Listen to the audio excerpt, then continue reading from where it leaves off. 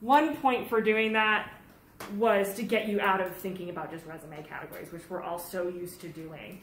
Another thing to do, and if you've watched the video, you probably already have a sense of this, and I'll bring it up again later in the semester, is I want you to start thinking about how you're going to organize the reflections you write and put in the website this semester. And this is the first step to start to get you there. There will be multiple steps. You will do another card sort at one point. And that will be what's called the closed card sort, where I will give you categories, and you have to use the categories I give you, right? So there'll be different ways in which I'm trying to get you to think about all the things that you've done and the ways that you can group them. But I also wanted to show you the data that you inputted at the beginning of the the beginning of the class today.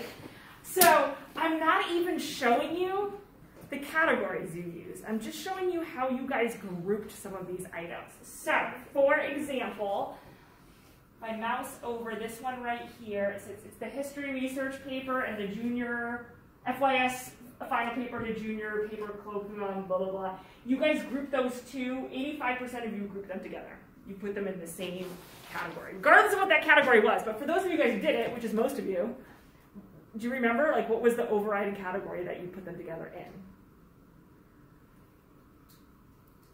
I think mine was analytical thinking. Okay, so you had analytical thinking, and then both of those were in there. Anyone else remember what they called it? I could look it up, but I just don't want to change the screen. Yeah, I think mine was growth. Growth? Yeah, similar. Growth, okay. Growth. Yeah.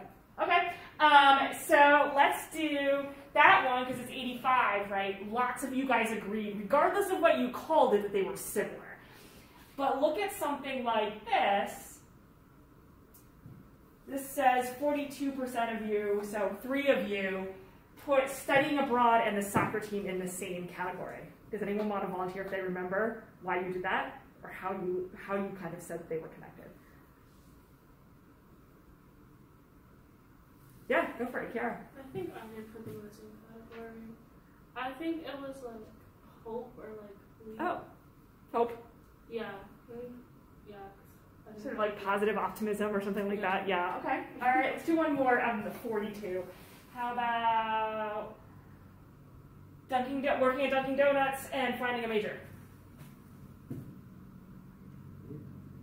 Some of you put it together. I might have done them both in taking initiative. Okay. All right. Oh wait, I have it in front of me.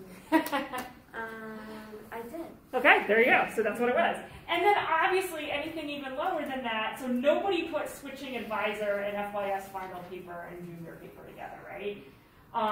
Probably like one person put history paper and living in a host family together and so forth. So here's one of the things I want you to take from this. There are the things that are obviously very alike, and you can see that with the darker blue squares.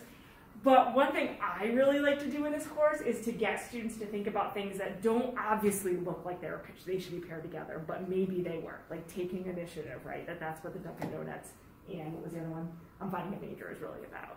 So I'm not going to ever tell you how you should group your stuff, but I might make suggestions over the course of the semester and see if you can start finding ones that are a little less obvious. What's another good one like here? So orientation, leader, and living in a host family. Like not immediately obviously what the connection was, but a number of you did make that connection and so forth.